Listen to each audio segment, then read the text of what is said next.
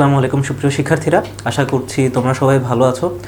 তোমাদের কিছুদিন পরই সাস্টের পরীক্ষা এবং সেটা মাথায় রেখেই তোমাদের সামনে আজকে বেশ কিছু প্রশ্ন নিয়ে হাজির হয়েছি, যেগুলা তোমাদের পরীক্ষায় আশা করি কাজে লাগবে এবং সেটা সাপেক্ষে বেশ কিছু তোমাদেরকে তথ্য দিব, যেটা তোমরা বিভিন্ন পরীক্ষায় বিশেষ করে সাস্টে তোমরা ব্যবহার করতে পারবে। তো চলো আমরা প্রশ্নগুলো যদি দেখি, যে বৈশ্বিক সামরিক ব্যয় শীর্ষ দেশ কোনটি। আমরা জানি যে পৃথিবীর বলতে গেলে সবগুলা দেশেই সামরিক শক্তি বিদ্যমান, মানে তাদের আর্মি আছে, নেভি আছে, এয়ারফোর্স আছে, এরকম বিভিন্ন বাহিনী আছে। কিছু কিছু মানে খুবই কম দেশ আছে যেগুলাতে আসলে এরকম ধরনের ডিফেন্স নেই, সামরিক বাহিনী নেই। এখন কোন দেশটি সব থেকে বেশি শীর্ষ ব্যয় করে, এটা অনেক বছর ধরেই যেই উত্তর এখনো সেই উত্তর, সেটা হলো যুক্তরাষ্ট্র। বৈশ্বিক সামরিক ব্যয় শীর্ষ দেশ কোনটি, এটা বেশ কয়েক বছর ধরে যুক্তরাষ্ট্র বা ইউএসএ হয়ে আসছে। এখন তোমাদের পরীক্ষায় কিন্তু এই ধরনের বিভিন্ন সূচক, বিভিন্ন তালিকা থেকে প্রশ্ন আসে। তো চলো একটু দেখি যে তোমাদের পরীক্ষার জন্য গুরুত্বপূর্ণ সূচক কোনগুলা। দেখো এখানে যদি আমরা বেশ কিছু সূচকের তালিকা তোমাদের দেওয়া হয়েছে, একদম প্রথমে আসে যে হিউম্যান ডেভেলপমেন্ট ইন্ডেক্স। যতগুলো সূচক আছে, ধরা যায় যতগুলো সূচক আছে, তার ভিতরে অন্যতম গুরুত্বপূর্ণ এই হিউম্যান ডেভেলপমেন্ট ইন্ডেক্স। এখন এই সব সূচক থেকে তোমাদের কি কি পড়তে হবে, এটা হলো গিয়ে কথা। প্রথমে পড়তে হবে যে বিভিন্ন সূচকের নাম, কোন সংস্থা, কোন অর্গানাইজেশন এসব সূচক প্রকাশ করে সেগুলা, এখানে প্রথম কোন দেশ, শেষ কোন দেশ, আর বাংলাদেশ যদি থাকে তাহলে বিশেষ করে বাংলাদেশের নামগুলা পড়তে হবে। অনেক সময় তোমাদের প্রশ্ন দিয়ে দেয় যে যেরকম এটা দিছে যে বৈশ্বিক সামরিক ব্যয় শীর্ষ দেশ কোনটি। তাহলে এইভাবে প্রশ্ন আসতে পারে যে মনে করো এই যে এটা যদি দেখি যে দুর্নীতির ধারণা সূচক বা ট্রান্সপারেন্সি ইন্টারন্যাশনাল মোতাবেক সর্বনিম্ন দেশ কোনটি, বা বাংলাদেশের অবস্থান কত, বা দুর্নীতি ধারণা সূচক সিপিআই, এই সূচকটা প্রকাশ করে কোন সংস্থা, ট্রান্সপারেন্সি ইন্টারন্যাশনাল। এই ট্রান্সপারেন্সি ইন্টারন্যাশনাল নিয়ে কিন্তু এই যে তোমার চিটাগং ইউনিভার্সিটিতে প্রশ্ন আসছে রিসেন্টলি, যে ট্রান্সপারেন্সি ইন্টারন্যাশনাল কোন দেশ ভিত্তিক প্রতিষ্ঠান, বাংলাদেশ, ট্রান্সপারেন্সি ইন্টারন্যাশনাল কোন দেশ ভিত্তিক প্রতিষ্ঠান, জার্মানি। এবং এইগুলারই বিভিন্ন দেশে এক একটা করে শাখা থাকে, যেমন transparency international India, Pakistan, Bangladesh, এরকম। এখন এটা তো গুরুত্বপূর্ণ। তারপরে দুর্নীতি ধারণা সূচক, তারপর বৈশ্বিক ভাষাচিত্রে বাংলাদেশের অবস্থান সপ্তম এবং জনসংখ্যাতে অষ্টম। এভাবে মনে রাখবা যে ভাষাতে সপ্তম, জনসংখ্যায় অষ্টম। তারপরে বেসিক স্ট্যাটিস্টিক্সের এশিয়ান ডেভেলপমেন্ট ব্যাংকের যে সূচক, এখানে বাংলাদেশের অবস্থান যেহেতু ভালো, এটাও গুরুত্বপূর্ণ। এই যে সামরিক ব্যয় নিয়ে তো প্রশ্ন দিয়ে দিচ্ছি। তারপরে বৈশ্বিক অস্ত্র আমদানি, এটাও কিন্তু যুক্তরাষ্ট্র, এটাও কিন্তু ইউক্রেন। এবং কারণ আমরা জানি ইউক্রেনে যেহেতু যুদ্ধ হচ্ছে, তাদের একটা বড় সংখ্যক অস্ত্র আমদানি করতে হয়। তাদের কথা হলো যে রাশিয়া তো যুদ্ধ করতেছে, রাশিয়া তো বেশি তোমার যুদ্ধে আরও বেশি তারা এগিয়ে ইউক্রেনের থেকে, তাহলে তাদের অস্ত্র আমদানি বেশি না কেন? তার কারণ হলো রাশিয়া বলতে গেলে বেশিরভাগ অস্ত্রই তারা নিজেরা উৎপাদন করে, কিন্তু অন্যদিক থেকে ইউক্রেন, তাদের বলা যায় যে প্রায় শতভাগ অস্ত্রই তারা বিদেশ থেকে রপ্তানি করে। তারপরে আমাদের বৈশ্বিক রপ্তানি, মানে পণ্য, বিভিন্ন দেশে যে পণ্য হলো গিয়ে সাপ্লাই করে, সেটাকে আমরা বলি হলো গিয়ে রপ্তানি বা হলো এক্সপোর্টের জন্য কোন দেশটা এগিয়ে, সেটা হলো রপ্তানি, মানে তোমার গ্রহণ, যেটা আমদানি রপ্তানি, গ্রহণের জন্য কোন দেশটা এগিয়ে, যেটাকে আমরা বলি হলো কি ইম্পোর্ট, সেটা হলো যুক্তরাষ্ট্র। তারপরে গ্লোবাল, ইন্টারন্যাশনাল, এই দুইটা খুব একটা বেশি দরকার না। তারপর বিশ্বের শীর্ষ ঋণদাতা দেশ, সাধারণত এইখানে তালিকাতে চায়না হয়, যুক্তরাষ্ট্র হয়, কিন্তু নতুন করে এটার তালিকায় প্রথমে কিন্তু জার্মানি। তারপরে বৈশ্বিক পারমাণবিক অস্ত্র, মানে পারমাণবিক অস্ত্র কোন দেশে বেশি, এটা আমরা জানি, এটা হলো গিয়ে যুক্তরাষ্ট্রে। ওয়ার্ল্ড পপুলেশন রিপোর্ট, যেটাই বলছিলাম যে জনসংখ্যায় বাংলাদেশ অষ্টম, ভাষায় হলো গিয়ে সপ্তম। আর কোন দেশে জনসংখ্যা সবচেয়ে বেশি, এটা আমরা এখন জানি যে ইন্ডিয়া। ইনভেস্টমেন্ট রিপোর্ট, কোন দেশ সবচেয়ে বেশি ইনভেস্ট করে, এটা নিয়ে খুব একটা বেশি আসে না। ওয়ার্ল্ড আরবানাইজেশন প্রসপেক্ট, এটা কিন্তু বেশ গুরুত্বপূর্ণ।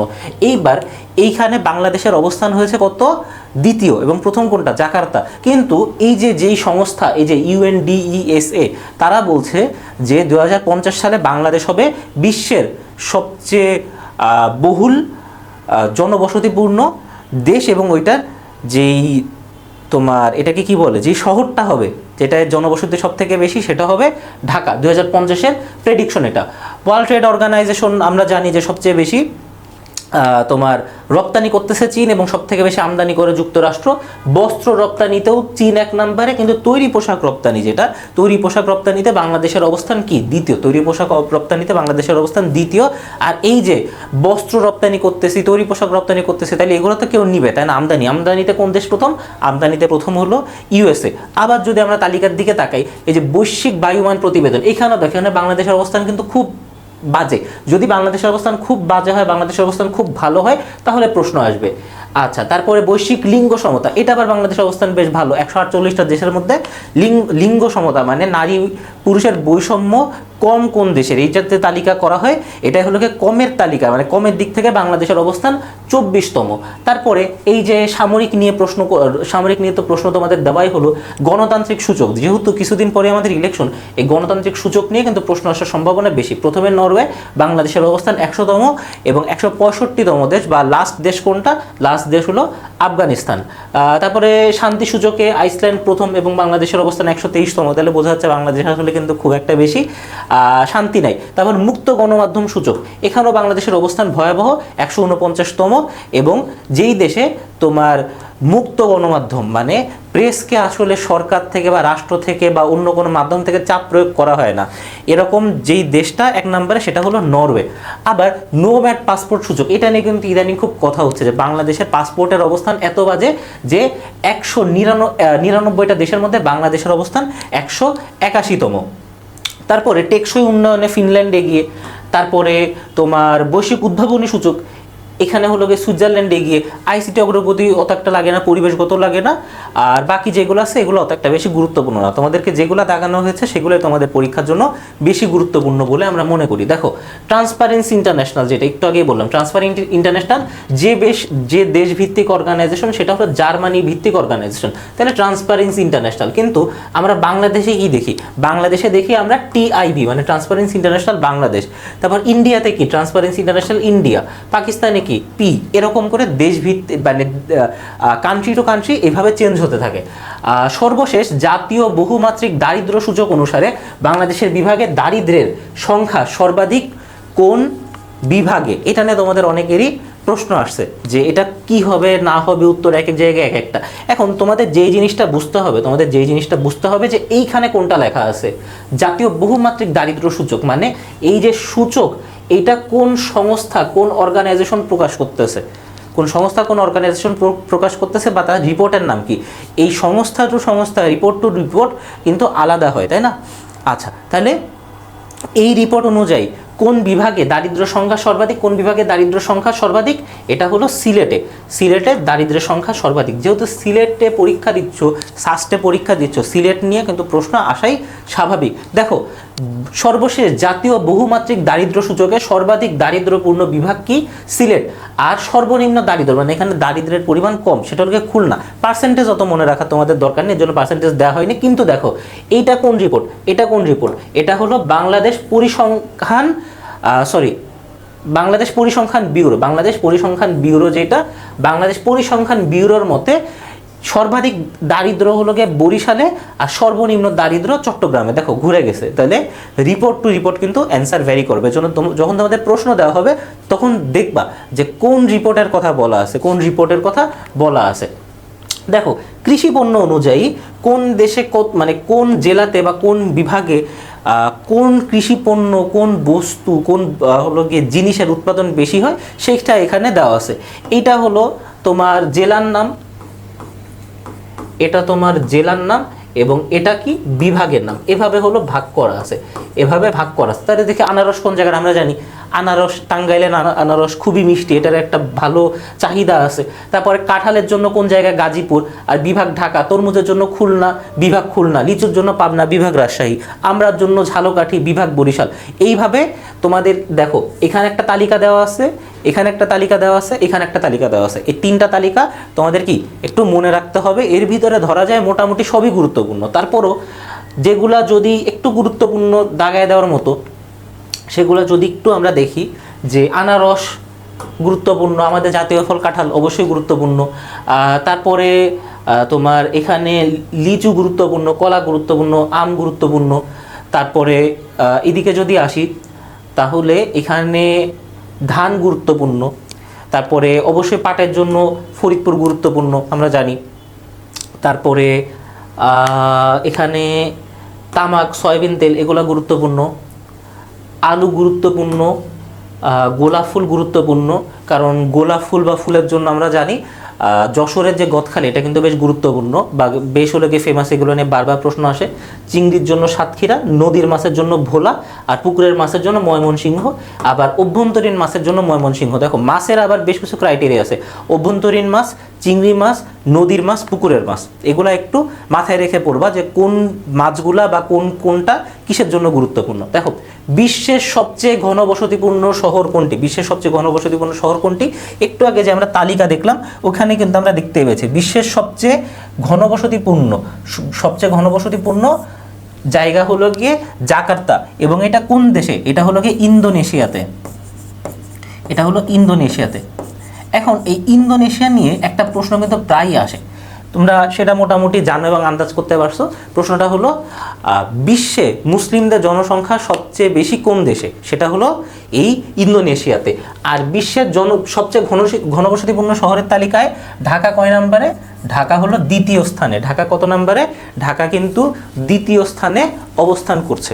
তারপরের প্রশ্নটা যদি দেখি, প্রথমবারের মতো ফিফা পিস প্রাইজ পুরস্কার পান কে? ফিফা পিস প্রাইজ পুরস্কার যেটা হলো তোমার ডিসেম্বরের, যেটা 2025 6 ডিসেম্বর দেওয়া হয়। 6 ডিসেম্বর কাকে দেওয়া হয়? দেওয়া হয় হলো এই ডোনাল্ড ট্রাম্পকে। অনেকে মজা করে বলতেছিল যে ডোনাল্ড ট্রাম্প এবার নোবেল পুরস্কার পাওয়ার জন্য আশা করেছিল, কিন্তু নোবেল পুরস্কার যেহেতু নোবেল কমিটি দেয় নাই, এর জন্য তাকে এই ফিফাই কমিটিটা দিছে। আর এইটা যেই তারিখে দেওয়া হয়, তোমরা মোটামুটি সবাই অবগত আছে যে 2026 সালের এই বছরের যে ফিফা ওয়ার্ল্ড কাপ হচ্ছে, এটা 3টা দেশে হচ্ছে। কোন 3টা দেশে? এটা হচ্ছে ইউএসএতে, এটা হচ্ছে কানাডাতে, এবং আরেকটা যেই দেশে হচ্ছে সেটা হলো গিয়ে মেক্সিকো। এবং কোন গ্রুপে কোন কোন দেশ থাকবে এটার যেই হলো গিয়ে তোমার লটারি হচ্ছিল, সেই প্রোগ্রামে ডোনাল্ড ট্রাম্পকে এই প্রথমবারের মতো ফিফা পিস প্রাইজ পুরস্কার দেন। দক্ষিণ এশিয়ার কততম দেশ হিসাবে বাংলাদেশে স্টারলিং চালু হয়? তৃতীয় দেশ হিসাবে স্টারলিং চালু হয়। আর স্টারলিং কি? স্টারলিং হলো একটা স্যাটেলাইট ভিত্তিক ইন্টারনেট সেবা। কেমন ইন্টারনেট সেবা সেটাও কিন্তু মনে রাখতে হবে, স্যাটেলাইট ভিত্তিক। এখন আমরা যেই বাসায় ব্রডব্যান্ড ইউজ করি বা যেগুলো ইউজ করি না কেন, সেগুলো দেখো ওয়াইফাই এর মাধ্যমে তোমরা তারবিহীন মাধ্যমে পাচ্ছ, কিন্তু ওয়াইফাই রাউটারের আগে কিন্তু তোমাদের তার মাধ্যমে যাচ্ছে। এর জন্য বিভিন্ন দেশে, বিভিন্ন অঞ্চলে, প্রত্যন্ত অঞ্চলে, অনেক ভিতরে যেখানে আসলে ওইভাবে তার লাগানো সম্ভব না, সেই সব অঞ্চলের মানুষজন এভাবে স্টারলিং ব্যবহার করে ইন্টারনেট সেবা গ্রহণ করে থাকে। এবং আমরা জানি যে স্টারলিং কার? এটা হলো ইলন মাস্কের। এটা আমরা মোটামুটি সবাই জানি। এটা কার? এটা হলো ইলন মাস্কের। ব্রিক্সের বর্তমান সদস্য দেশ কোনটি? ব্রিক্সের প্রথমে নাম কি ছিল? ব্রিক। তোমার ব্রাজিল, রাশিয়া, ইন্ডিয়া, চায়না। তারপরে এদের সাথে যুক্ত হলো এস নামের দেশটা বলতে কোনটা বোঝা হচ্ছে? South Africa. তাহলে 5টা দেশ মিলে ব্রিক সংগঠন বেশ কয়েক বছর ছিল। হুট করে আরও 5টা দেশ যোগ দেয়। তাহলে ব্রিক্সের সদস্য সংখ্যা কত? ব্রিক্সের সদস্য সংখ্যা 10টি। সেই 10টি দেশ কি কি আমরা যদি দেখি, যে Brazil, China, Egypt, Ethiopia, India, Indonesia, Iran, Russia, south Africa and the United Arab Emirates, এই দেশগুলা মিলে হলো ব্রিক্স গঠন করে, বা গঠন না, এখন বর্তমানে ব্রিক্সের সদস্য এই দেশগুলা। ব্রিক্স মূলত G7 যেটা মানে গ্রুপ অফ 7, বিশ্বের অন্যতম তোমার পাওয়ারফুল একটা জোট, সেটার অল্টারনেটিভ হিসাবে এই সংগঠনটা তারা খোলে। কত সালে খোলে? 2009 সালে। কত সালে খোলে? 2009 সালে খোলে। এবং যে সকল তোমার সংস্থার সদর দপ্তর নেই, বেশ কিছু সদর দপ্তরহীন সংস্থা আছে, আমরা তো ধরেই নিই একটা সংস্থা, একটা অর্গানাইজেশন যদি হয় তাহলে সেটা সদর দপ্তর তো থাকবে, তাই না? কিন্তু বেশ কিছু গুরুত্বপূর্ণ সংস্থারই সদর দপ্তর নেই। সেগুলো কি কি? এই যে নন অ্যালাইন্ড মুভমেন্ট, এটা হলো গিয়ে তোমার এটার সদর দপ্তর নেই। এবং এই যে সংস্থাটা, এটার সাথে কোল্ড ওয়ারের একটা সম্পর্ক আছে, এটার সাথে একটা কোল্ড ওয়ারের সম্পর্ক আছে, যে দ্বিতীয় বিশ্বযুদ্ধের পরবর্তীকালীন সময় যে দেশগুলা নতুন দেশ ছিল, স্বাধীন হচ্ছিল বা পুরানো দেশ, তাদেরকে ইউএসএ হলো গিয়ে বলতেছিল যে আমাদের সাথে যুক্ত হও, তোমরা ক্যাপিটালিস্টিক কান্ট্রি হয়। রাশিয়া বলতেছিল যে না, তখন তো রাশিয়া ছিল না, ইউএসএসআর ছিল, বলছিল যে না, তোমরা আমাদের সাথে যুক্ত হও, তোমরা সোশ্যালিস্ট কান্ট্রিতে যুক্ত হও।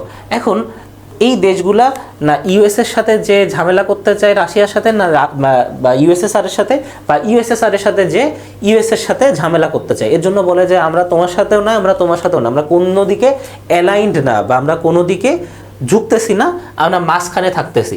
তখন এই যে নন অ্যালাইড মুভমেন্ট গঠিত হয়। তারপরে গ্রুপ 20, গ্রুপ 7 বা G7, Asia Pacific network of science and technology centres, ACPAC, তারপরে এশিয়ান রিজিয়ন ফোরাম, তারপরে এই যে ব্রিক্স, যেটা সদর দপ্তর নেই, আর গ্রুপ 77, এই দেশগুলোর কি কোনো সদর দপ্তর বা হেডকোয়ার্টার নেই। সদর দপ্তরের ইংরেজি কি? সদর দপ্তরের ইংরেজি হলো হেডকোয়ার্টার বা HQ। আচ্ছা, চিকেন স্নেক বলা হয় কোনটিকে?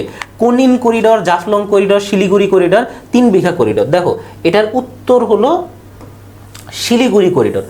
এখন এই যে ইন্ডিয়ার মানচিত্র যদি দেখো, এটা হলো দেখবা যে এইখানে একটা অঞ্চল, এই দিকে এক ভাগ আর এই দিকে এক ভাগ, আর মাঝখানে কোনটা আছে? মাঝখানে এই অঞ্চলটা আছে, এই অঞ্চলটা আছে।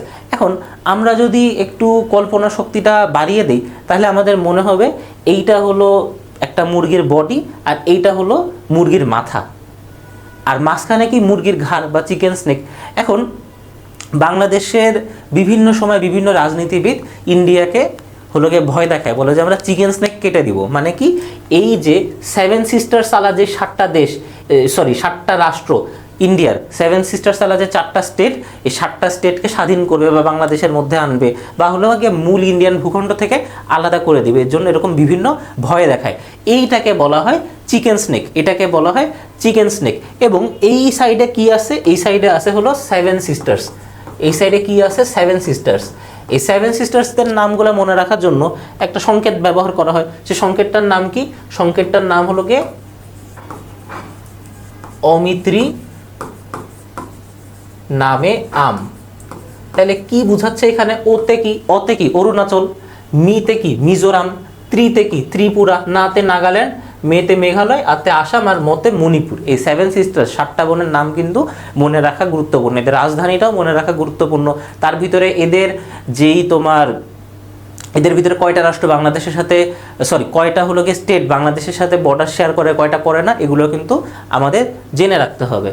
দেখো, চা উৎপাদনে বাংলাদেশের শীর্ষ জেলা কোনটি? চায়ের কথা মাথায় আসলেই তো আমাদের সিলেটের কথা মনে হয়, তাই না? তাহলে সিলেটে চা উৎপাদন বেশি হবে না? সিলেটে চা উৎপাদন বেশি হয় না। চা উৎপাদন বেশি হয় কোন জায়গায়? চা উৎপাদন বেশি হয় মৌলভীবাজারে।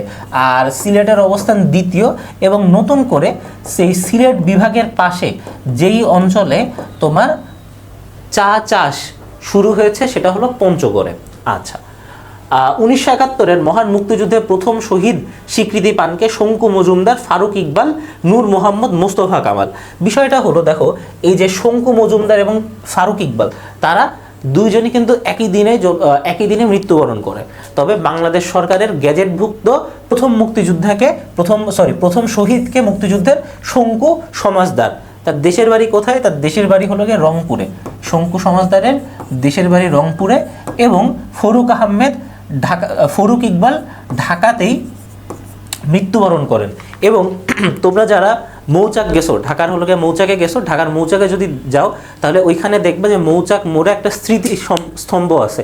সেখানে এই যে মুক্তিযুদ্ধের অন্যতম প্রথম যে শহীদ বা যারা একদিনে মৃত্যুবরণ করছে, বা দ্বিতীয় শহীদ যেটাই বলো না কেন, এবং মুক্তিযুদ্ধের শেষ শহীদ যিনি, তাদের দুইজনেরই একটা স্মৃতি স্তম্ভ সেখানে অবস্থিত আছে। দেখো, 1971 সালের মহান মুক্তিযুদ্ধের প্রথম শহীদ হিসাবে ধরা হয় এই যে কিশোর শঙ্কু মজুমদারকে এবং জিএস ফারুক ইকবাল। জিএস কেন বলা হচ্ছে? তার কারণ হলো আবুজার গিফারি কলেজের জিএস ছিলেন এই ফারুক ইকবাল। এবং তারা 3 মার্চে তারা শহীদ হন। তবে বাংলাদেশ সরকারের মতে, বাংলাদেশ যে রাষ্ট্র যেটা স্বীকৃতি দিয়েছেন সেটা হলো শঙ্কু মজুমদারকে মুক্তিযুদ্ধের প্রথম শহীদ হিসাবে ডিক্লেয়ার করেন। আচ্ছা, কত সালে? 2012-তে।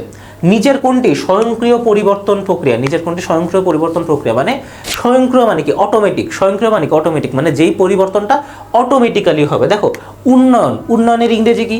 উন্নয়নের ইংরেজি আমরা জানি ডেভেলপমেন্ট। উন্নয়নের ইংরেজি কি? ডেভেলপমেন্ট। এখন ডেভেলপমেন্ট, যদি কেউ ডেভেলপমেন্টের জন্য কাজ না করে, কেউ যদি ডেভেলপমেন্টের জন্য কাজ না করে তাহলে ডেভেলপমেন্ট হবে না। গতিশীলতা, গতিশীলতা মানে কি? মুভমেন্ট। গতিশীলতা মানে কি? মুভমেন্ট। তাহলে কেউ যদি নড়াচড়া না করে, কেউ যদি কোনো ধরনের কাজ না করে, তাহলে মুভমেন্ট হলো গিয়ে হবে না। প্রগতি কি? প্রগতি হলো গিয়ে প্রোগ্রেস। তাহলে কেউ যদি উন্নয়নের জন্য কাজ না করে তাহলে কি উন্নয়ন সম্ভব? তাহলে কি একটা দেশ বা একটা রাষ্ট্র বা একটা সমাজ এগিয়ে যাবে? না। কিন্তু বিবর্তন যেটাকে আমরা বলি এভলিউশন, সেটা হলো এমনি ঘটে। সেটা কি? এমনি ঘটে, আলাদা কোনো কাজ করা বা ফোর্স প্রয়োগ করা লাগে না। এর জন্য স্বয়ংক্রিয় পরিবর্তন প্রক্রিয়া কোনটা? এভলিউশন বা বিবর্তন। বসবাসের ধরনের উপর ভিত্তি করে পরিবার মূলত কত প্রকার? পরিবার মূলত কত প্রকার? এটা হলো 3 প্রকার। একটা কি? একটা হলো পিতৃবাস, মানে বিবাহের পরে যে নবদম্পতি সে স্বামীর বাসায় তারা থাকতেছে। আরেকটা কি? আরেকটা হলো মাতৃবাস, মানে বিবাহের পরে হাজব্যান্ড ওয়াইফ মিলে ওয়াইফের যে বাসা সেখানে বসবাস করতেছে। এটাকে আমাদের হলো গিয়ে লোকালি আমরা এটাকে কি বলে থাকি? ঘর জামাই বলে থাকি, মানে যেই পুরুষটা তার হলো গিয়ে শাশুড়ির বাসায় বা শ্বশুর বাড়িতে থাকে সেটা। আর আরেকটা কি? আরেকটা হলো নয়াবাস, মানে বিয়ের পরে আমি হাজব্যান্ডের বাসাও থাকতেছি না, ওয়াইফের বাসাও থাকতেছি না, আমি একটা সেপারেট বাসায় থাকতেছি। সেটা সাধারণত চাকরির কারণে বা হাজব্যান্ড ভিন্ন জায়গায় ব্যবসা করতেছে, এর জন্য দেখা যায় যে হাজব্যান্ড ওয়াইফ মিলে ভিন্ন জায়গায় থাকতেছে। মনে করো তোমাদের বিয়ে হয়েছে খুলনাতে, কিন্তু হাজব্যান্ডের বা ওয়াইফের যেহেতু ঢাকায় চাকরি, সেহেতু তোমরা ঢাকায় বসবাস করা শুরু করছো। আচ্ছা, ইংরেজি কালচার শব্দটি এসেছে কোন শব্দ থেকে? ইংরেজি কালচার শব্দটি এসেছে কোলের থেকে। আবার এই কালচার মানে কি? কালচার মানে কিন্তু চাষ করা। কালচার মানে কিন্তু চাষ করা। কালচার চাষ, আর কাল্টিভেশন এগুলো হলো গিয়ে চাষ করা বা হলো গিয়ে কর্ষণ করা। চাষ করা বা কর্ষণ করা, এই টপিকগুলো কিন্তু এই কালচার এর সাথে সম্পর্কিত। আচ্ছা সরি, কর্ষণ বানানটা একটু ভুল হয়েছে, কর্ষণ। ওকে, তারপরে যদি দেখি যে বিহিত মুদ্রা কি? বিহিত মুদ্রা কি? সরকার কর্তৃক স্বীকৃত মুদ্রা, জনগণের গচ্ছিত মুদ্রা, বিদেশ থেকে আগত অর্থ, নাকি ঋণ পরিশোধের টাকা? এটা হলো সরকার কর্তৃক স্বীকৃত মুদ্রা, মানে যেই মুদ্রা সরকার স্বীকৃত, মানে সরকার এই মুদ্রাকে স্বীকৃতি দিয়েছে। এখন বাংলাদেশে বা বিশ্বের বেশিরভাগ দেশে মুদ্রা মূলত 2 প্রকার: সসীম বিহিত মুদ্রা, অসীম বিহিত মুদ্রা। সসীম বিহিত মুদ্রা, অসীম বিহিত মুদ্রা। সসীম বিহিত মুদ্রার এক্সাম্পল কি? 1 টাকা, 2 টাকা, 5 টাকা, এগুলো হলো সসীম বিহিত মুদ্রা। এবং এইখানে কার সাইন থাকে? এখানে সাইন থাকে হলো গিয়ে তোমার অর্থ সচিবের। এখানে কার সাইন থাকে? এখানে অর্থ সচিবের সাইন থাকে। অপরদিকে অসীম বিহিত মুদ্রার উদাহরণ কি? কয় টাকার নোট আছে? 10 টাকা, তারপরে কি 10 টাকার পরে 20 টাকা, 20 টাকার পরে 50 টাকা, 50 টাকার পরে 100 টাকা, 100 টাকার পরে 200, 200-র পরে কি 500 এবং 1000। তাহলে কয়টা হচ্ছে? 1 2 3 4 5 6 7 8 9 10। তাহলে যদি প্রশ্ন করে বাংলাদেশে কত ধরনের নোট বাজারে চলমান, সেটা হলো এই 10 ধরনের।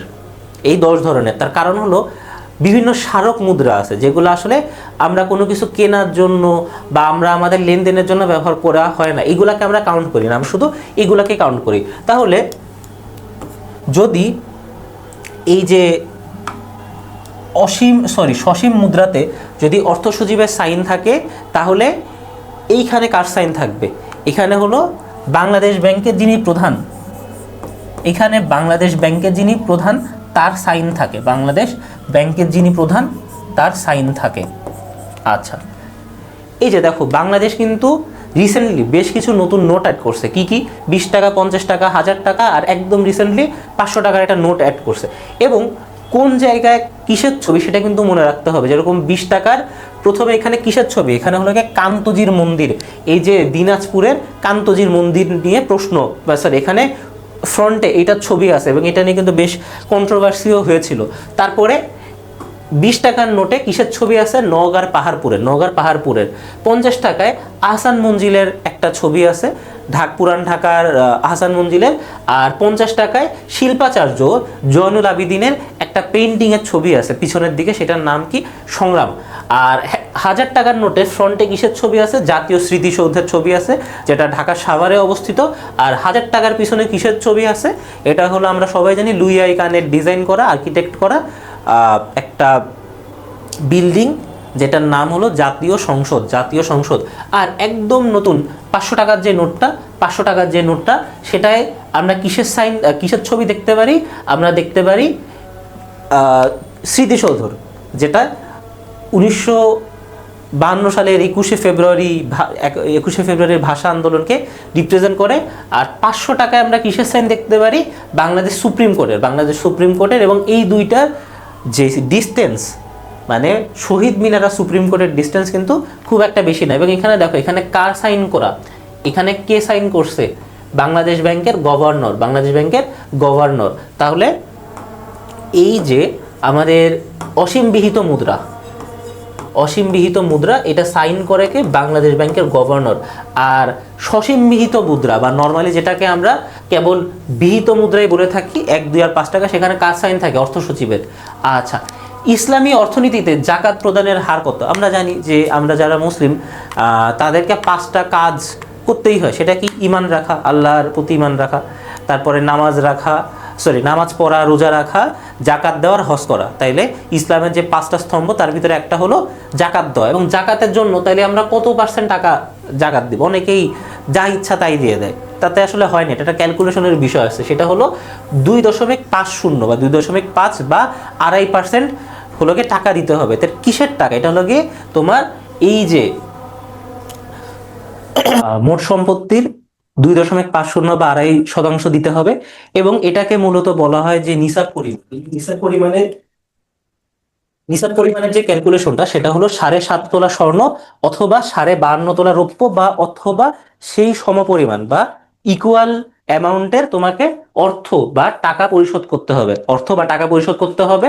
এবং আরে 85 গ্রাম স্বর্ণের দামের হিসাবে টাকার জাকাত দেওয়া হলো ফরজ। আচ্ছা, এখন পূর্ণ প্রতিযোগিতামূলক বাজারের ক্ষেত্রে নিচের কোনটি সত্যি? আমরা জানি যে আমাদের সমাজে সমাজে না, আসলে বাজারে বিভিন্ন ধরনের বাজার ব্যবস্থা বিদ্যমান, যেরকম পূর্ণ প্রতিযোগিতামূলক বাজার, অপূর্ণ প্রতিযোগিতামূলক বাজার, তাই না?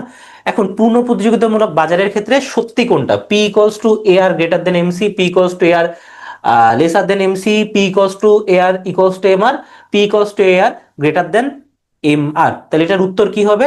এটার উত্তর হবে P = MR, AR equals to MR। মানে এটা সমান থাকবে। এবং এটা যদি গ্রাফ হিসাবে দেখাই, এই গ্রাফ অনেকটা এরকম হয়। এখানে আমরা জানি ওয়াই অ্যাক্সিস, এখানে আমরা জানি এক্স অ্যাক্সিস, এবং এখানে থাকে হলো গিয়ে 0। আর এই যে দাগটা, এটা দিয়ে বোঝায় P = AR equals to MR।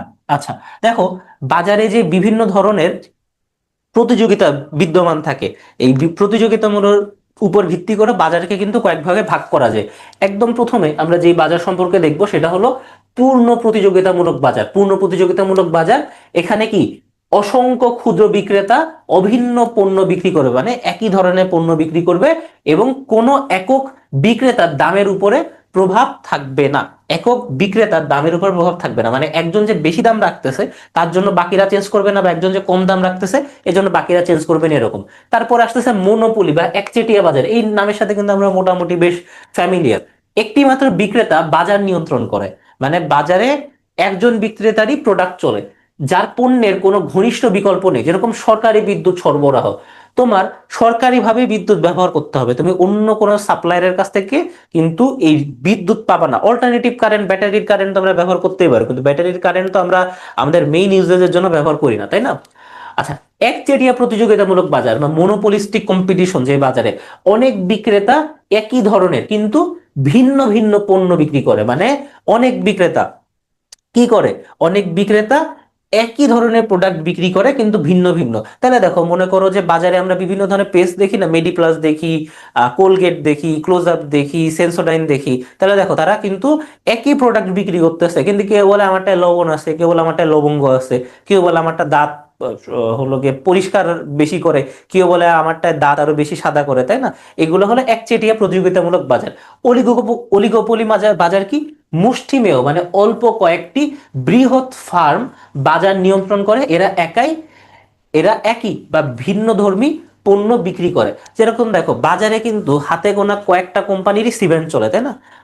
বাজারে হাতে গোনা কয়েকটা কোম্পানিরই কি চলে, তোমার মোবাইল ফোন চলে, বা হলো কি কম্পিউটার চলে, বা ল্যাপটপ চলে। এদের বাইরে কিন্তু অন্যান্যরা খুব একটা বেশি এই বাজারে প্রবেশ করতে পারে না।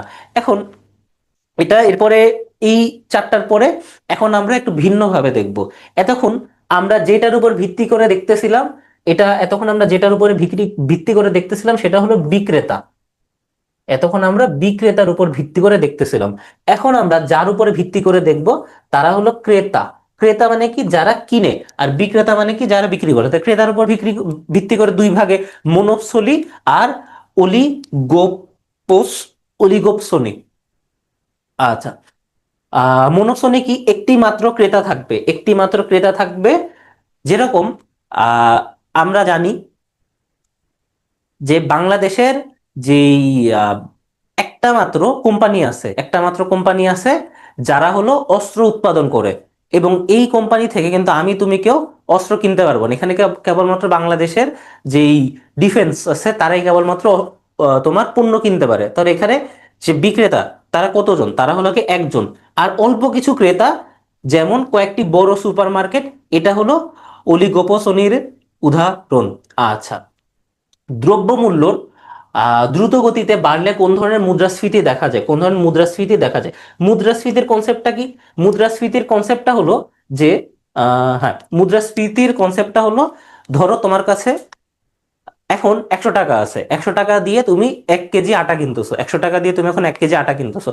এখন 10 দিন পরে বা 1 সপ্তাহ পরে 1 কেজি আটা তুমি আর 100 টাকায় পাচ্ছ না, তখন 1 কেজি আটা পাচ্ছ হলো 110 টাকায়। তাহলে দেখো তোমার দাম কমে গেছে না? তুমি 100 টাকায় এখন আর 1 কেজি আটা পাবা না, হয়তো তুমি 900 গ্রাম আটা পাবা। তাহলে তোমার টাকার দাম কমে গেছে, সেটাকে বলে মুদ্রাস্ফীতি। সেটাকে বলে মুদ্রাস্ফীতি বা ইনফ্লেশন। মুদ্রাস্ফীতি বা ইনফ্লেশন, মুদ্রাস্ফীতি বা ইনফ্লেশন। এখন দ্রুত গতিতে যখন হলো মুদ্রাস্ফীতি হয় তখন আমরা কি বলি? মানুষ যখন দ্রুত গতিতে কোনো জায়গায় যায় তখন সে দৌড়ায় দৌড়ায় লাফায় লাফায় যায় না? এর জন্য অতি উচ্চ সরি উল্লম্ফন মুদ্রাস্ফীতি হলো এটার উত্তর। উল্লম্ফন মানে কি? লাফানো। মানে মুদ্রাস্ফীতি এরকম লাফায় লাফায় বাড়তেছে, মুদ্রাস্ফীতি এরকম লাফায় লাফায় বাড়তেছে। আচ্ছা, দেশে কর্মরত বিদেশি নাগরিকের আয় নিচের কোনটিতে অন্তর্ভুক্ত হয়? এখানে আমাদের যে দুইটা কনসেপ্ট নিয়ে মূলত আলোচনা করতে হবে সেটা হলো জিডিপি আর জিএনপি। এখন জিডিপিতে কি আসে? জিডিপিতে আসে হলো তোমার, এই সাইডে দেখি জিডিপিতে কোনটা আছে, সেটা হলো দেশে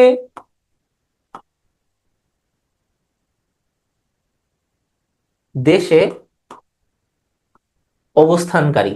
তাহলে যেই দেশে অবস্থান করতেছে সে সেই দেশের জিডিপিতে ভূমিকা রাখবে, সে সেই দেশের জিডিপিতে ভূমিকা রাখবে। আর জিএনপি কি?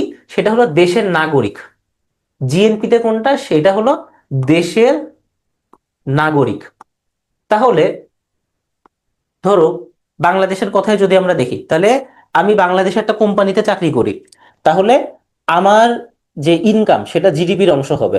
আবার আমি যে কোম্পানিতে চাকরি করি বা অন্য একটা কোম্পানিতে একজন বিদেশি ব্যক্তি কাজ করে, তাহলে তার যে ইনকামটা সেটাও কিন্তু জিডিপির অংশ হবে।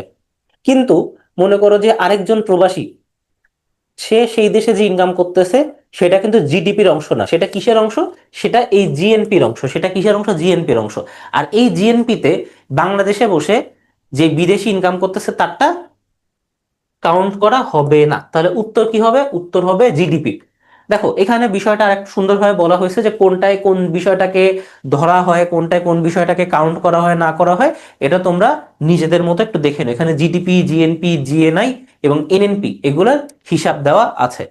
তারপরে দেখি কোনটি সুশাসনের পরিচয় দেয়। কোনটি সুশাসনের পরিচয় দেয়? সুশাসন কি? সুশাসন হলো যে শাসন করার একটা নতুন তোমার পদ্ধতি, যেখানে কি থাকবে? যেখানে ট্রান্সপারেন্সি থাকবে, যেখানে আমি তুমি জানতে পারবো যে সরকারের কোন শাখা কিভাবে কাজ করতেছে, কোন শাখায় কোন ব্যক্তি কাজ করতেছে, তাই না? এর জন্য আমরা দেখি যে সরকারের বিভিন্ন যে পোর্টাল আছে, ওয়েবসাইট আছে, সেখানে গেলে আমরা দেখতে পারি যে এই মন্ত্রণালয়ে কারা কারা কাজ করে, তাদের নাম কি, ফোন নাম্বার ইত্যাদি ইত্যাদি দেখতে পারি। তারপর আমরা যখন সুশাসন সেটা যেখানে আমরা জানবো যে বাংলাদেশের বাজেট কত এবং কোন খাতে কতটা ব্যয় করা হচ্ছে, তাই না? তাহলে এই যে এগুলো কিন্তু জানানো হয় এই কারণেই, যেন দেশের মানুষ বা সবাই যেন জানতে পারে, এবং তারা এক ধরনের কিসের মধ্যে থাকে, এক ধরনের গণ সন্তুষ্টির মধ্যে থাকে, এক ধরনের কিসের মধ্যে থাকে, গণ সন্তুষ্টির মধ্যে থাকে। তাহলে কোনটি সুশাসনের পরিচয় দেয়? সেটা হলো গণ সন্তুষ্টি। আচ্ছা, বিভিন্ন সংস্থার মতে সুশাসনের উপাদান কয়টি? দেখো, সুশাসন প্রথমে কোন সংস্থাটা দিয়েছিল? প্রথমে দিয়েছিল এই বিশ্ব ব্যাংক, প্রথমে দিয়েছিল বিশ্ব ব্যাংক। এবং সুশাসনের ধারণাটাকে আরো সুপরিচিত বা আরো গঠনমূলক করেছে কোন সংস্থা? সেটা হলো ইউএনডিপি। এবং ইউএনডিপি, জাতিসংঘ, বিশ্ব bank, UNHCR, ADB, IDA, Kautilya, তারা হলো সুশাসনের কয়েকটি উপাদানের কথা বলেছে। এর ভিতরে গুরুত্বপূর্ণ হলো, যেহেতু প্রথমে দিছে বিশ্ব ব্যাংক, তারটা গুরুত্বপূর্ণ, ইউএনডিপি দিছে তারটা গুরুত্বপূর্ণ, আর জাতিসংঘেরটা গুরুত্বপূর্ণ। কিন্তু যদি তোমাদের পরীক্ষা আসে তখন তুমি কি বলবা? পরীক্ষা আসলে এভাবে দিবে যে ইউএনডিপির মতে বা জাতিসংঘের মতে বা বিশ্ব ব্যাংকের মতে। যদি না দেয়, যদি যে কোনো একটা দাগানো লাগে, যদি যে কোনো একটা দাগানো লাগে, তাহলে ইউএনডিপির এটা তোমরা দাগিয়ে আসবা। 20 নাম্বার, সুশীল সমাজ কারা? আমরা অনেক সময় হলো গিয়ে গালি দিয়ে বলি না যে আমার সাথে সুশীলতা করতে আসবে না, বা হলো গিয়ে সুশীল সমাজদের নিয়ে গালি দিয়ে। তাহলে সুশীল সমাজ কোনগুলা? সুশীল সমাজ হলো আমাদের সোসাইটির সেই সমাজ যারা রাজনীতি নিয়ে সচেতন, যারা সমাজ নিয়ে সচেতন, যারা দেশ, যারা জাতি এবং যারা সমগ্র বিশ্ব নিয়ে সচেতন, তাদেরকে আমরা বলি সুশীল সমাজ। তাহলে সুশীল সমাজের আরেকটা নাম কি? সুশীল সমাজের আরেকটা নাম হলো তোমার ইন্টেলেকচুয়াল সোসাইটি। আরেকটা নাম কি? সেটা হলো ইন্টেলেকচুয়াল সোসাইটি। Intellectual society. আর তাহলে এখানের উত্তর কোনটা হবে? এখানের উত্তর হবে রাজনীতি সচেতন মধ্যবিত্ত শ্রেণী। এবং আমরা দেখতে পারি যে যারা হলো গিয়ে মানে আমাদের ধারণা, সমাজের ধারণা এবং সমাজের সাধারণত এটাই দেখা যায় যে যারা এরকম সচেতন, যারা এরকম সমাজ, রাজনীতি, অর্থনীতি, বিশ্ব নিয়ে সচেতন, তারা আসলে ওইভাবে বড় লোক না। তার কারণ কি? তারা ওইভাবে ট্যাপসার মধ্যে নাই, বা ব্যবসা করলেও ছোট বা মাঝারি রকমের ব্যবসা আছে। এর জন্য তারা সমাজে আসলে ধনী শ্রেণী না, বা সমাজে তারা উচ্চবিত্ত না, বা সমাজে তারা এলিট ক্লাসে না। তারা কোন ক্লাসে? তারা তারা মধ্যবিত্ত শ্রেণীতে বিলং করে, তারা মধ্যবিত্ত শ্রেণীতে বিলং করে। দ্য রিপাবলিক গ্রন্থটি কার? দ্য রিপাবলিক গ্রন্থটি কার? অ্যারিস্টটল, প্লেটো, রেনে দেকার্ট, তারপরে ক্যাথেলিস। দ্য রিপাবলিক যে গ্রন্থটা, সেই গ্রন্থটা লিখেছেন হলো গিয়ে প্লেটো। এবং আমরা জানি যে একটা গুরু শিক্ষক সম্পর্ক আছে কাদের মধ্যে? সক্রেটিস হলো গিয়ে প্লেটোর শিক্ষক ছিলেন। প্লেটো ছিলেন হলো অ্যারিস্টটলের শিক্ষক, এবং অ্যারিস্টটল ছিলেন আলেকজান্ডার দ্য গ্রেটের গৃহ শিক্ষক। এবং এখানে দেখো বেশ কিছু বইয়ের গুরুত্বপূর্ণ ঐতিহাসিক বইয়ের কথা বলা আছে, যেগুলা তোমাদের পরীক্ষায় বারবার আসে বা আসার মতো এগুলা। এবং এই বইগুলা সবই ঐতিহাসিক বই এবং বেশিরভাগই ওয়েস্টার্ন মানুষজন লিখছেন। তবে এদের ভিতরে এগুলা সবই গুরুত্বপূর্ণ, তারপরে যদি আরো গুরুত্বপূর্ণ বলতে হয় তাহলে এই যে রিপাবলিক পলিটিক্স, যেটা হলো রিপাবলিক লিখেছেন প্লেটো, পলিটিক্স লিখেছেন অ্যারিস্টটল। তারপরে ডায়ালগ নামের একটা আছে। এই তিনটা খুবই গুরুত্বপূর্ণ। তারপরে দ্য প্রিন্স, কি বলে, নিকোলো ম্যাকিয়াভেলির গুরুত্বপূর্ণ একটা বই, দ্য প্রিন্স। তারপর দ্য সোশ্যাল কন্ট্রাক্ট, জ্যা জ্যাক রুশো রচিত the Prince. The communist manifesto, খুবই গুরুত্বপূর্ণ একটা বই, যেটা মূলত কার্ল মার্কস লিখেছেন এবং কার্ল মার্কসকে সহায়তা করেছেন ফ্রেডরিক এঙ্গেলস। তারপরে দাস ক্যাপিটাল, যেটা এক কথায় বলা হয় যারা হলো কমিউনিস্ট, তাদের ধারণা বা হলো তাদের যে কমিউনিজমের যে ধারণা, সেটা এই বই থেকেই প্রকট হয়। তারপরে the second sex, Simone de বেভিয়ারের বই। তারপরে ওরিয়েন্টালিজম, এডওয়ার্ড সাইদের ওরিয়েন্টালিজম, খুবই গুরুত্বপূর্ণ এবং খুবই ফেমাস একটা বই। আচ্ছা, সিলেট সিটি কর্পোরেশন কোন ধরনের প্রতিষ্ঠান? দেখো, সিলেট সিটি কর্পোরেশন কি জাতীয় পর্যায়ের কাজ করে? না। সিটি কর্পোরেশন কি রাষ্ট্রীয় পর্যায়ের কাজ করে? না। সিলেট সিটি কর্পোরেশন কি আন্তর্জাতিক কাজ করে? না। সিলেট সিটি কর্পোরেশন কেবলমাত্র সিলেট সিটিকে নিয়ে কাজ করে। তাহলে এটা কেমন প্রতিষ্ঠান? এটা হলো স্থানীয় প্রতিষ্ঠান। এটা স্থানীয় প্রতিষ্ঠান। প্রাচীন বাংলার কোন অঞ্চলটি পূর্বাংশে অবস্থিত ছিল? পূর্বাংশ কোনটা? যদি আমরা বাংলাদেশের মানচিত্রটা একটু দেখি, বাংলাদেশের মানচিত্রটা দেখি, তাহলে এইদিকে উত্তর, তাই না, এদিকে উত্তর, তাহলে উত্তরের নিচে কোনটা, উত্তরের নিচে হলো গিয়ে দক্ষিণ। তারপরে তাহলে ডান দিকে কোনটা, ডান দিকে হলো পূর্ব, আর বাম দিকে কি, বাম দিকে পশ্চিম, তাই না? আচ্ছা, বাম দিকে পশ্চিম। এখন এটা যদি বাংলাদেশের মানচিত্র হয়, এটা যদি বাংলাদেশের মানচিত্র হয়, তাহলে সিলেট কোন জায়গায় বলো তো? সিলেট কিন্তু এই অঞ্চলে, সিলেট কিন্তু এই অঞ্চলে, পূর্বাংশে বা উত্তর পূর্বাংশে, পূর্বাংশে বা উত্তর পূর্বাংশে। এখানে কি ছিল আমরা মোটামুটি সবাই জানি, যে এই উত্তর পূর্বাংশ আর এইখানে যেই তোমার উত্তর কি বলে দক্ষিণ পূর্বাংশ বা হলো গিয়ে চিটাগং, এইখানে কোন জনপদ ছিল, এখানে কোন জনপদ ছিল, এখানে ছিল হলো গিয়ে হরিকেল। এখানে কোন জনপদ ছিল, এখানে ছিল হরিকেল। দেখো এই ছবিটা যদি তোমরা দেখো, তাহলে মোটামুটি বুঝতে পারবা যে বাংলাদেশের কোন অঞ্চলে কোন জনপদ ছিল, এবং বাংলাদেশের পাশেই যেই গৌড়, তাম্রলিপ্ত, তারপরে হলো তোমার এখানে কামরূপ, এগুলা কোথায় কোথায় ছিল এবং কোন কোন অঞ্চলে ছিল, এটা নিয়ে ম্যাপ তোমাদের মনে রাখার জন্য আর এই লিস্ট তোমাদের মুখস্থ করার জন্য। যেহেতু চিটাগং সিলেট নিয়ে পরীক্ষা দিচ্ছ, সিলেটের স্বাস্থ্যের জন্য মাথায় রেখে তোমরা পড়তেছো, এর জন্য এই হরিকেল কিন্তু তোমাদের জন্য খুবই গুরুত্বপূর্ণ। এই হরিকেল তোমাদের জন্য খুবই গুরুত্বপূর্ণ। ওকে, 24 নাম্বার, শিক্ষকের শিক্ষকতা কি? শিক্ষকের শিক্ষকতা কি? শিক্ষকের শিক্ষকতাটা কাজ, তাই না? তাহলে উত্তর কি হবে? কাজ না, কাজেরও ধরন আছে, কাজেরও ধরন আছে। কাজকে মূলত যদি কেউ উপার্জনের জন্য, অর্থ উপার্জনের জন্য কাজ করে, সেটাকে দুই ভাগে ভাগ করা যায়, সেটাকে দুই ভাগে ভাগ করা যায়। কি? একটা হলো, একটা কি, একটা পেশা, একটা হলো পেশা, আর আরেকটা কি, আর একটা হলো বৃত্তি। একটা পেশা আর একটা বৃত্তি। তাহলে কোনটা পেশা কোনটা বৃত্তি, কোনটা পেশা কোনটা বৃত্তি? এখন কোন বিষয়ে তুমি ইনকাম করতেছো এবং সেই ইনকাম করার জন্য তোমার যদি দক্ষতার দরকার হয়, তোমার যদি সেই বিষয়ে পড়াশোনার দরকার হয়, তাহলে সেটা কি, সেটা হলো পেশা। সেটা কি, সেটা হলো পেশা। এবং যেই বিষয়ে তুমি কাজ করতেছো ইনকাম করার জন্য, তার জন্য তোমার যদি কোনো দক্ষতা না লাগে, তোমার যদি শিক্ষা, তোমার যদি সেই বিষয়ে পড়াশোনা বা ডিগ্রি না লাগে, সেটা হলো বৃত্তি, সেটা হলো বৃত্তি। তাহলে পেশা কি? পেশা হলো সেইটা যেভাবে, যেখানে বা যার মাধ্যমে তুমি অর্থ উপার্জন করতেছো, কিন্তু অর্থ উপার্জন করার জন্য তোমার সেই বিষয়ে দক্ষতা থাকা লাগবে, সেই বিষয়ে তোমার পড়াশোনা করা লাগবে, সেই বিষয়ে তোমার ডিগ্রি নেওয়া লাগবে, সেটা হলো পেশা। তাহলে বৃত্তি কোনটা? যেখানে তোমার কোনো দক্ষতা লাগবে না, কোনো স্কিল লাগবে না, যেটা সমাজে সাধারণত একটু নিচু শ্রেণীর, যেখানে ইনকাম একটু কম আসে, যেরকম ধরে রিক্সা চালানো। আচ্ছা, মৌলিক চাহিদার তুলনায় মানবিক চাহিদার পরিমাণ কেমন হয়ে থাকে? মৌলিক চাহিদাগুলো কি কি? আমরা মোটামুটি সবাই জানি যে খাদ্য, বস্ত্র, বাসস্থান, শিক্ষা, চিকিৎসা। মানে যেইগুলা ছাড়া আমরা আসলে বেঁচে থাকতে পারবো না, যেগুলা ছাড়া আমরা বেঁচে থাকতে পারবো না, সেগুলা মৌলিক চাহিদা। কিন্তু আমাদের সমাজে মৌলিক চাহিদার থেকে মানবিক চাহিদা বেশি। আমাদের সমাজে মৌলিক চাহিদার থেকে কি, মানবিক চাহিদা বেশি। আচ্ছা, এইবার সেট টু এর প্রশ্নগুলো যদি আমরা দেখি, যে সিলেট শহরটি কোন নদীর তীরে অবস্থিত? আমরা মোটামুটি সবাই জানি যে সিলেট শহর কিন্তু সুরমা বা সুরমা নদীর তীরে অবস্থিত। কোন শহর, কোন জেলা, কোন নদীর তীরে অবস্থিত, এটা কিন্তু খুবই খুবই খুবই গুরুত্বপূর্ণ, এবং এটা চার্ট অনেক বড় হয়, তোমাদেরকে দেওয়া হয়নি, তোমরা আলাদা করে এটা পড়ে নিও। তোমরা সাধারণত যেই জিকে বই ফলো করছো সেখানে এটা দেওয়া থাকবে, আর যদি সেখানে না পাও, তাহলে এটা লিখে যদি তুমি সার্চ করো ইন্টারনেটে, তাহলে অবশ্যই পেয়ে যাবে। আচ্ছা, আই হ্যাভ এ ড্রিম উক্তিটি কার?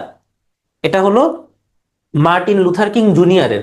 মার্টিন লুথার কিং জুনিয়রের, এটা কিন্তু তোমাদের ইংলিশ ফার্স্ট পেপারের একটা প্যাসেজের অংশ। এবং মার্টিন লুথার কিং আর মার্টিন লুথার কিং জুনিয়র কিন্তু ভিন্ন ব্যক্তি। মার্টিন লুথার কিং, এই যে যিনি কিং, সরি মার্টিন লুথার যিনি, তিনি হলেন একজন ধর্মযাজক, মানে ধর্মকে তিনি প্রচার করতেন।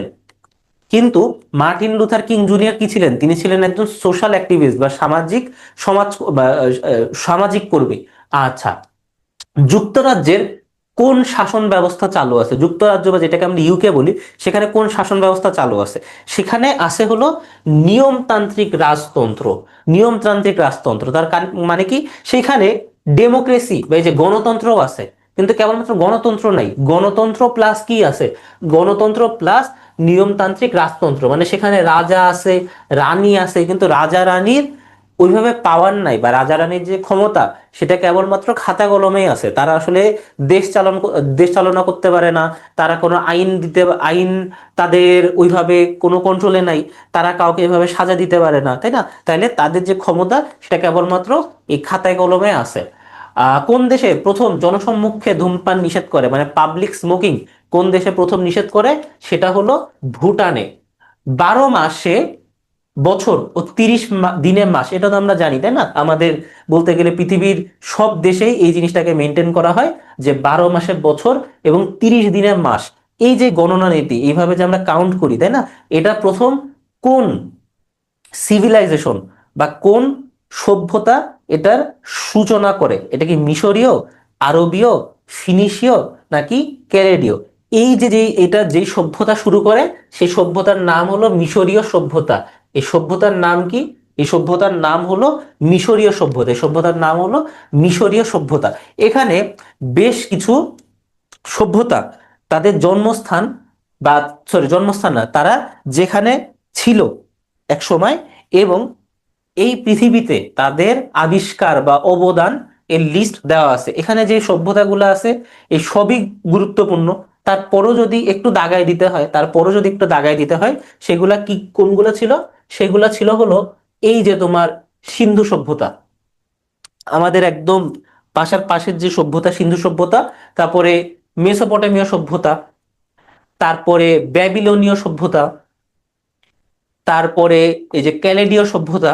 অনেকে মনে করে যে ক্যালেডীয়রা ক্যালেন্ডার আবিষ্কার করছে, কিন্তু বিষয়টা কিন্তু ওরকম না।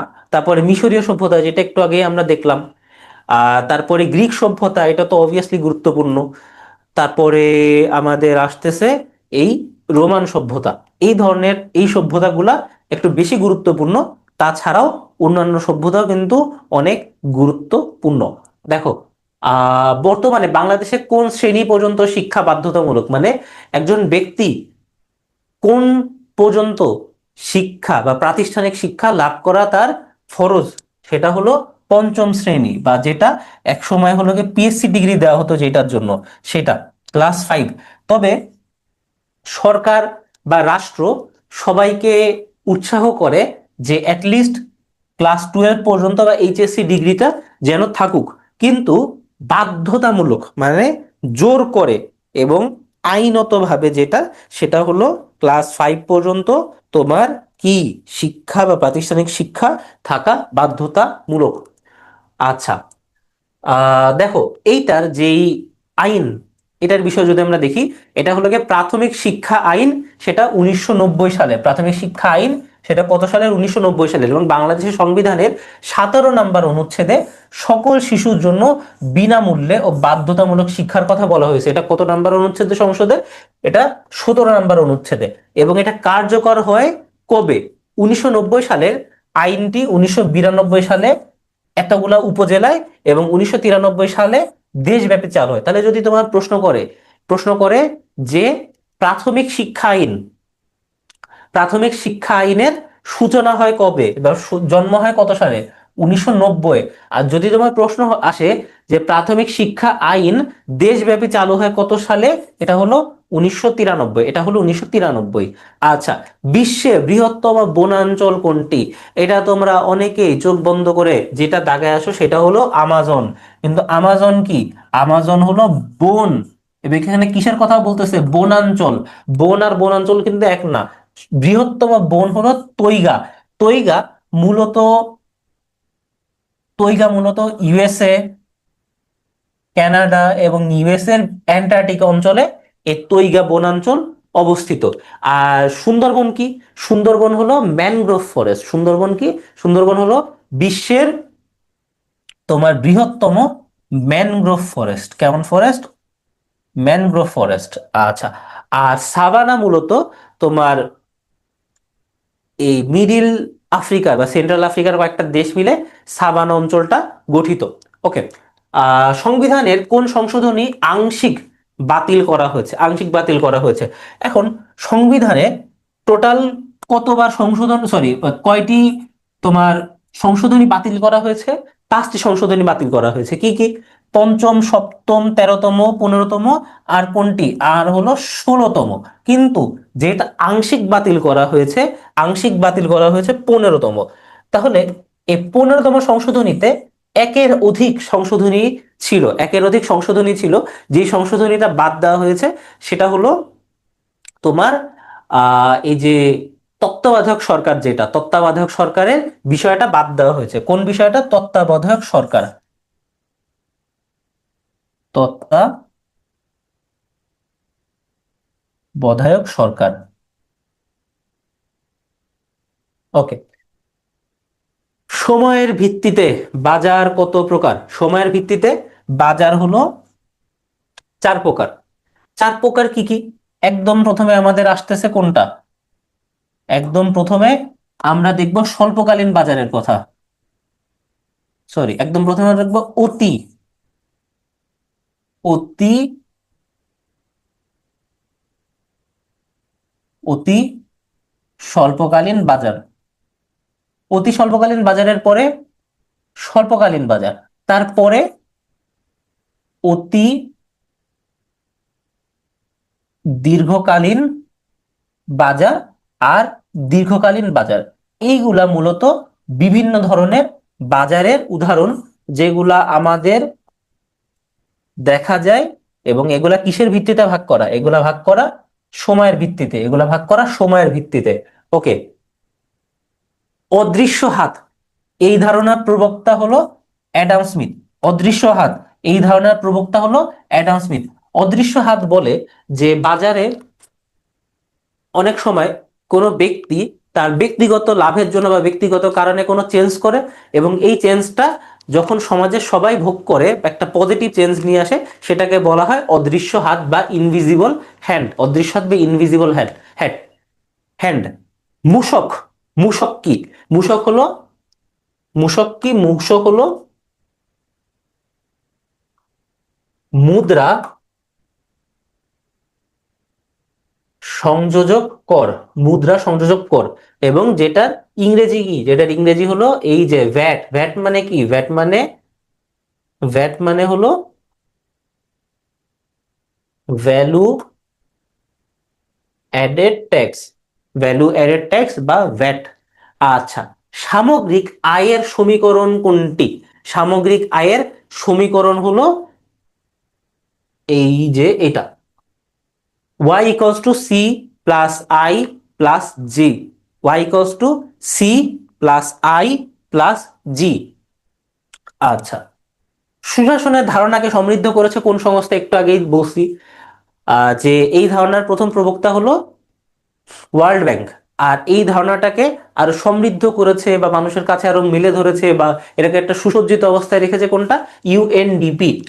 নিম্নের কোন বিভাগ রাজনৈতিক? নিম্নের কোন বিভাগ রাজনৈতিক? দেখো এখানে আইন বিভাগ, যেটা জাতীয় সংসদ, বিচার শাসন বিভাগ বাংলাদেশ সচিবালয়, তারপর বিচার বিভাগ সুপ্রিম কোর্ট। এখন দেখো এই যে সুপ্রিম কোর্টে কারা থাকে? সুপ্রিম কোর্টে হলো গিয়ে ল এর মানুষজন থাকে, তাই না? ল, আইন পেশার, বা যারা হলো গিয়ে তোমার যে যে বিসিজি, মানে বাংলাদেশ আহ মানে বিসিএস এর মতো, যেটা বিসিএস সবাই দিতে পারে, আর বিজেএস যেটা হলো বিজেএস এর মাধ্যমে যারা আসে বা অন্যান্য বিভিন্ন জায়গা থেকে তারা সুপ্রিম কোর্টে।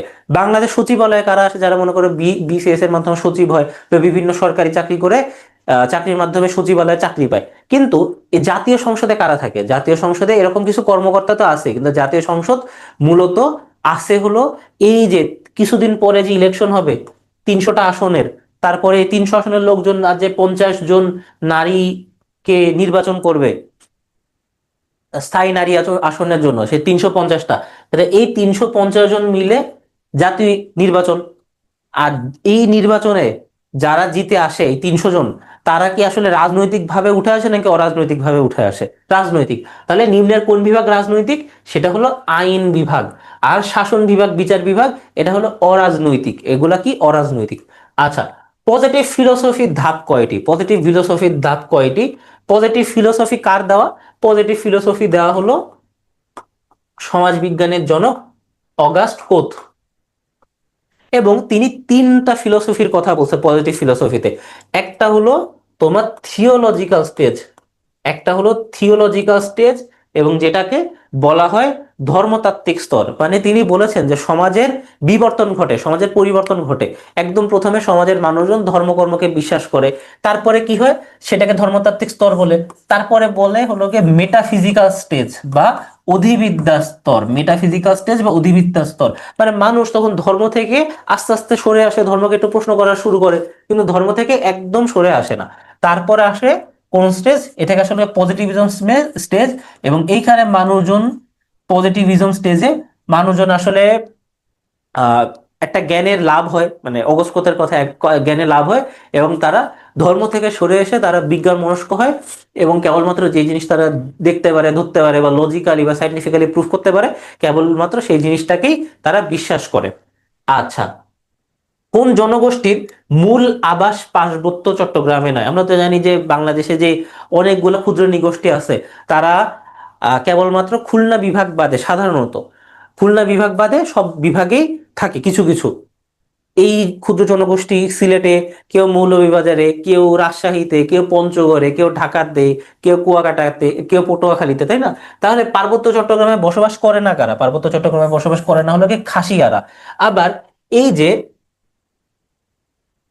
গারো এবং খাসিয়া, তারা দুইজনই কি, তারা হলো গিয়ে মাতৃতান্ত্রিক। তারা কি, তারা হলো মাতৃতান্ত্রিক, মাতৃতান্ত্রিক। এবং এই বাদে যারা আছে তারা সবাই পিতৃতান্ত্রিক, মানে তাদের সমাজে পুরুষরাই প্রধান। এই গারো আর খাসিয়া এবং আরেকটা জনগোষ্ঠী আছে যারা হলো মুসলিম, তাদেরকে বলা হয় পাঙ্গন। মুসলিম প্রধান জনগোষ্ঠী কোনটা? মুসলিম প্রধান জনগোষ্ঠী হলো গিয়ে পাঙ্গন। আচ্ছা, এখন কোন জনগোষ্ঠী কোথায় বসবাস করে, কোন জনগোষ্ঠী কোথায় বসবাস করে, তাদের ধর্ম কি, এবং তাদের কোনো বিশেষ বৈশিষ্ট্য যদি থাকে, এইগুলার লিস্ট এখানে দেওয়া আছে, তোমরা পড়ে নিও। এগুলা কিন্তু বেশ গুরুত্বপূর্ণ। সামাজিক স্তর কত ধরনের? আমাদের সমাজে সাধারণত কত ধরনের সামাজিক স্তর ছিল বা আছে? সেটা হলো চারটা। যদি একটু দেখি, যদি একটু দেখি যে ক্লাস সিস্টেম, যদি একটু দেখি সেটা হলো গিয়ে ক্লাস সিস্টেম, সেটা কত ধরনের? সেটা হলো গিয়ে তোমার, যদি দেখি একদম প্রথমে আসতেছে, ছিল প্রথমে ছিল তোমার উচ্চবিত্ত, একদম প্রথমে উচ্চবিত্ত বা যাদেরকে আমরা বলি আপার ক্লাস। তারপরে আসতেছে নিম্নবিত্ত, এবং এই নিম্নবিত্ত থেকে একটা শ্রেণী পড়াশোনা করে চাকরি বাকরি করে কোন শ্রেণীতে যোগ হয়? তারা যোগ হয় মধ্যবিত্ত শ্রেণীতে। তারা যুক্ত হয় বা তারা তৈরি করে মধ্যবিত্ত শ্রেণী। তারপর লাগে বর্ণ প্রথা, যেটা মূলত হিন্দুদের মধ্যে বেশি দেখা যায়, হিন্দু সমাজে যেটা মূলত বেশি দেখা যায়। এটা কয় ভাগ? এটা মূলত চার ভাগ। এটা কয় ভাগ? এটা মূলত চার ভাগ। তাইলে বর্ণপ্রথায়, বর্ণপ্রথায় একদম প্রথমে কারা? বর্ণপ্রথায় একদম প্রথমে হলো ব্রাহ্মণ, একদম প্রথমে ব্রাহ্মণ। তারপরে তোমার ব্রাহ্মণদের পরে আসে ক্ষত্রিয়, ব্রাহ্মণদের পরে আসে ক্ষত্রিয়। তারপরে আসে শূদ্র। তাহলে ব্রাহ্মণ, ক্ষত্রিয়,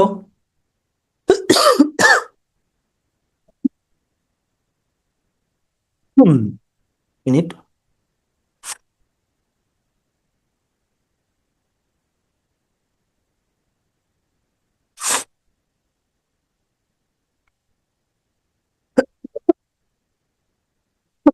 যেটা বলতেছিলাম যে একদম প্রথমে আসতেছে ব্রাহ্মণ, ক্ষত্রিয়, তারপরে আসে বৈষ্ণব, তারপরে আসে বৈষ্ণব,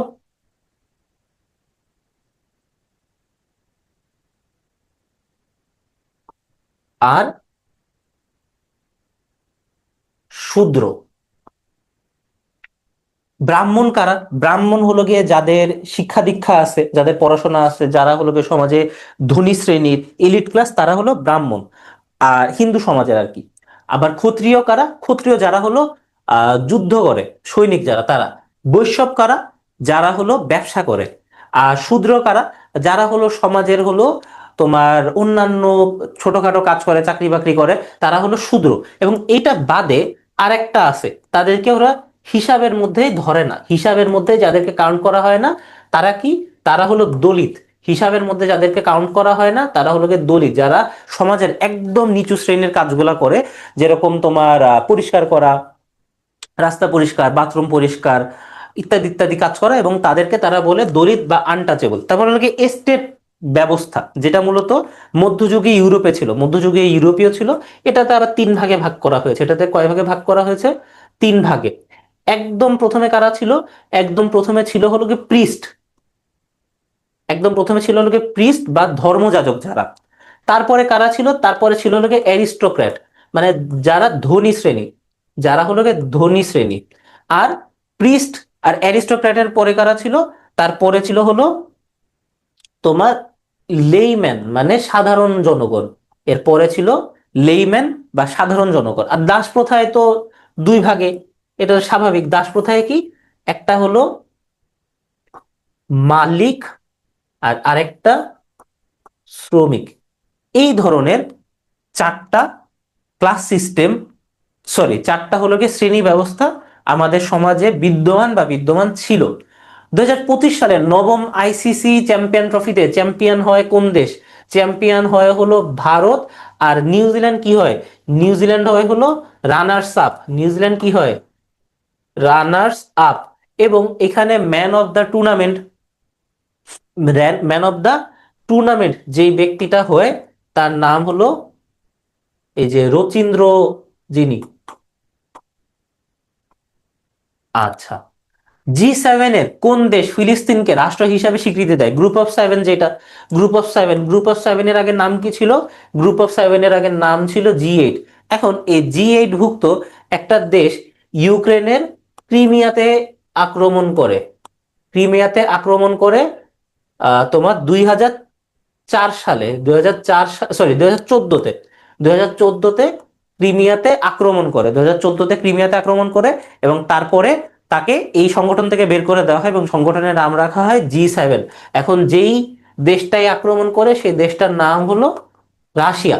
এবং কানাডা প্রথম জি সেভেন ভুক্ত দেশ যেটা প্যালেস্তাইনকে স্বীকৃতি দেয়। এবং তাহলে আচ্ছা, তারপরে আমরা দেখি যে মাথাপিছু আয়ের দিক থেকে বিশ্বের শীর্ষ দেশ কোনটি? মাথাপিছু আয়ের দিক থেকে বিশ্বের শীর্ষ দেশ হলো ইউরোপের লুক্সেমবার্গ। ছোট একটা দেশ, কিন্তু এখানের মানুষজনের বসবাস, তাদের গাড়ি ঘোড়া, তাদের হইলো খাদ্যাভ্যাস, তাদের পোশাক আশাক সবই খুবই উচ্চ লেভেলের।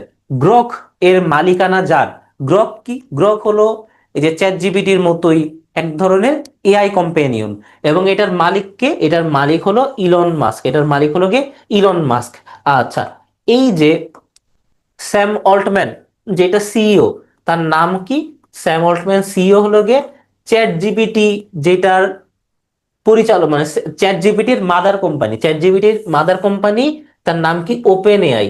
সেটার নাম কি? OpenAI. সুন্দর পিচাই, সুন্দর পিচাই কোনটার সিইও? সে হলো গুগলের সিইও। সে গুগলের সিইও। টিম কুক কিসের সিইও? তিনি হলেন অ্যাপেলের সিইও, অ্যাপেলের সিইও। আর ইলন মাস্ক কিসের সিইও? তিনি হলো স্পেস এক্স, তারপরে এক্স, টুইটার, এগুলোর তিনি সিইও। তৈরি পোশাক শিল্পে রপ্তানিতে বাংলাদেশের অবস্থান কত? বাংলাদেশ কখনো কখনো 2 নম্বরে, কখনো কখনো 3 নম্বরে থাকে, তবে এখন 2 নম্বরে। প্রথম কোন দেশ? প্রথম হলো চীন, প্রথম চীন। 23 নম্বর। হযরত শাহজালাল রাদিয়াল্লাহু আনহু কোন দেশের অধিবাসী ছিলেন? আমরা জানি যে হযরত শাহজালাল রাদিয়াল্লাহু আনহুর মাজার কোথায়? সিলেটে। এবং সিলেটকে বলা হয় 360 আউলিয়ার দেশ, 360 আউলিয়ার দেশ। তার কারণ হলো 360 জন আউলিয়া মিলে এই হযরত শাহজালাল এখানে এসেছিলেন। এবং কোন রাজাকে এখান থেকে দূর করেন? তার নাম ছিলেন গৌর গোবিন্দ। গৌর গোবিন্দ নামে যে রাজা, তাকে তিনি এই অঞ্চল থেকে হলো গিয়ে বের করে দেন বা বিতাড়িত করেন। এবং এই হযরত শাহজালাল রাদিয়াল্লাহু আনহু যেই এলাকা থেকে এসেছিলেন, যে অঞ্চল, যে দেশ থেকে এসেছিলেন, যে দেশের অধিবাসী ছিলেন, সেই দেশটার নাম হলো ইয়েমেন। কার আমলে কার্যকর হয় 1856 সালের বিধবা বিবাহ আইন। বিধবা বিবাহ আইন কার্যকর হয় লর্ড ক্যানিং এর সময়। লর্ড ক্যানিং এর সময়, এবং এইখানে তো তিনি আসলে পাশ করেন, তার সময় এটা হয়েছিল লর্ড ক্যানিং। কিন্তু এইখানে যার ভূমিকা সর্বাধিক, যার ভূমিকা সর্বাধিক তার নাম হলো ঈশ্বরচন্দ্র বিদ্যাসাগর।